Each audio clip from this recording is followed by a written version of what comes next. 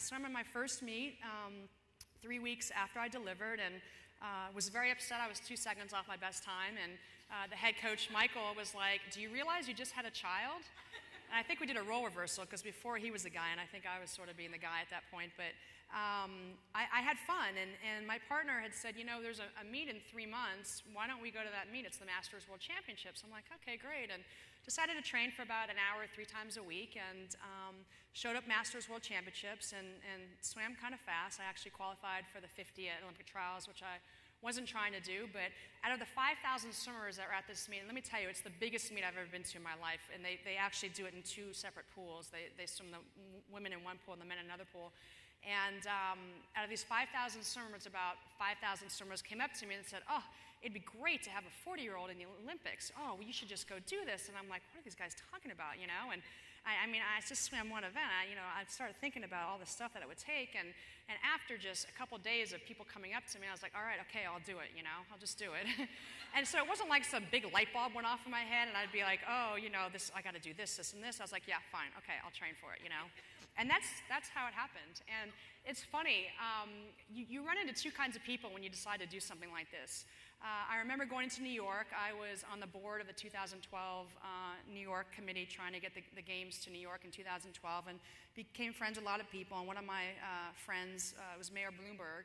And I had lunch with him one day, and I said, well, there's something I want to tell you. And he's like, what? And I said, well, I want to make a comeback. And his first response to me was, aren't you too old for that? I was like, so you have that one, and then you have another one like Dick Ebersol, where you go in and start talking to him, and you tell him about, this wonderful dream of trying for a 5th Olympic team, and he's like, oh, that's fantastic, I think that's great, you follow your dreams, this is wonderful. So there were definitely two types of people when I decided to make my comeback, no gray area. But you know what, I remember going to my first workout, and you're in for a long haul when you're in the pool and you're with 15, 16-year-olds, and they're talking about possibly piercing their ears and what they should wear to their homecoming.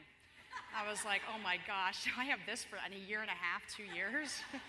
So that was interesting, swimming with teenagers again. But it was fun, and people ask how I did this, and it's very simple. I didn't do this by myself. This wasn't just me doing this. I surrounded myself with the best people in their fields, and I had the best stretching trainers, the best strength and conditioning coach, the best swim coaches, the best massage people. I felt like if I was going to do something special, I needed these special people around me to do what I wanted to do. And I was very fortunate that I had sponsors to be able to do this, and they helped me. There's no... It's not just a single person's effort. It was a team effort for me, and I appreciate everything that they've done for me. I just wanted to read a little something. In 1960 Olympic Games in Rome, Wilma Rudolph was declared the fastest woman in the world. And what very few people remember is she was a woman of enormous grace and dignity. She wore braces on her legs until she was 12 years old. Later in life, she wrote, no matter what accomplishments you make, somebody helps you. And it speaks to the connections among us that make us excellent or leave us simply average.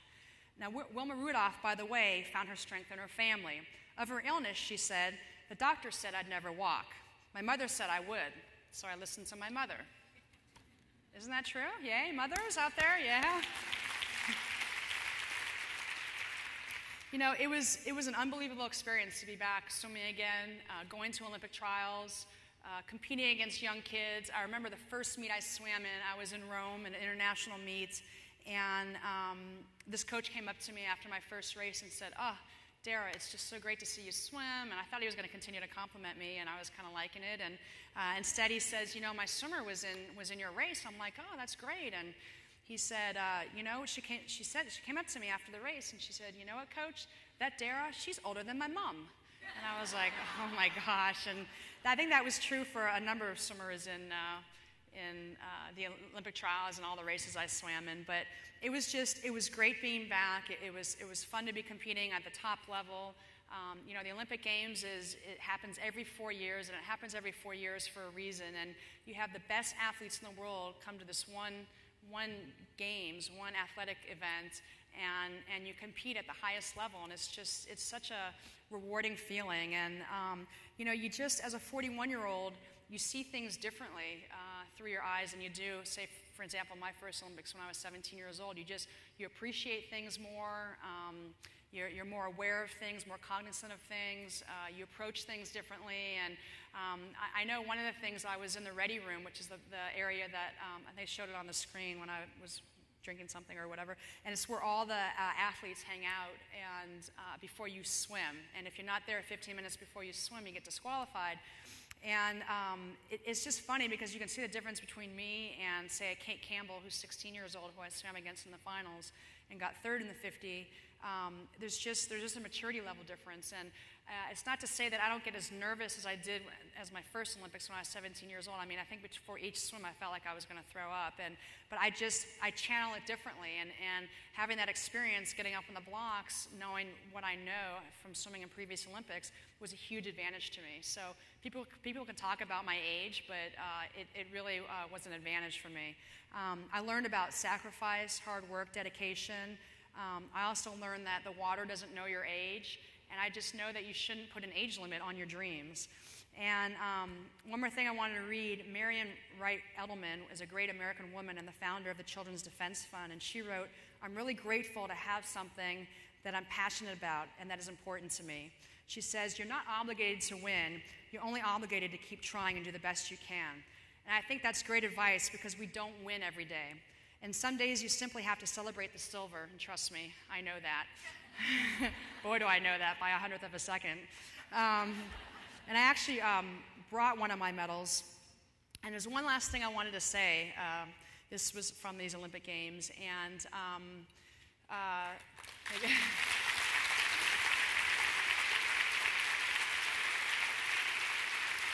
there's one last thing I wanted to say, and that is, I'm sure you guys have all heard that Lance Armstrong is making a comeback.